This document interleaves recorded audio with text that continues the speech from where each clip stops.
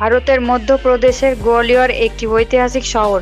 বিকেলের ব্যস্ত রাস্তায় গাড়ির হর্ন এবং মানুষের কোলাহলে সবকিছু স্বাভাবিকভাবেই চলছিল, কিন্তু হঠাৎ গুলির শব্দে চারপাশ কেঁপে ওঠে এবং মুহূর্তে সবকিছু থেমে যায়। প্রকাশ্যে গুলি করে একজন নারীকে হত্যা করে তার স্বামী, আর এই নৃশংস ঘটনাটি সেই নিজেই লাইভে দেখাচ্ছিল। এই মর্মান্তিক ভিডিওটি দ্রুত সামাজিক যোগাযোগ মাধ্যমে ছড়িয়ে পড়ে এবং সারা ভারতে নিন্দার ঝড় ওঠে।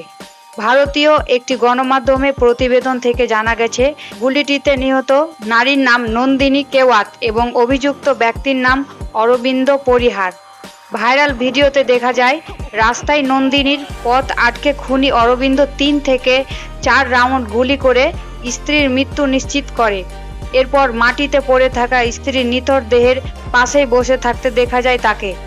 এই ভয়ানক ঘটনার পর গোটা মধ্যপ্রদেশ আতঙ্ক ছড়িয়ে পড়ে।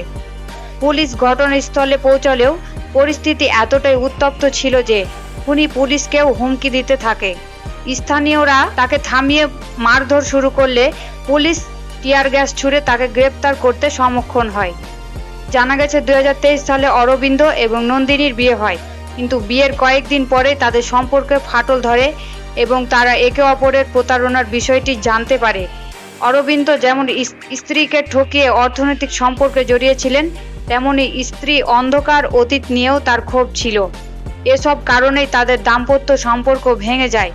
শেষ আঘাত আসে স্ত্রীর প্রাক্তন প্রেমিক অঙ্কুশের জন্মদিনের অনুষ্ঠানে। সেই পার্টির ভিডিও দেখে অরবিন্দের প্রতিশোধ স্পৃহা চরমে পৌঁছায়। অবশেষে ফেসবুকে লাইভে এসে স্ত্রীর মাথায় একের পর এক গুলি চালিয়ে তাকে খুন করে সে।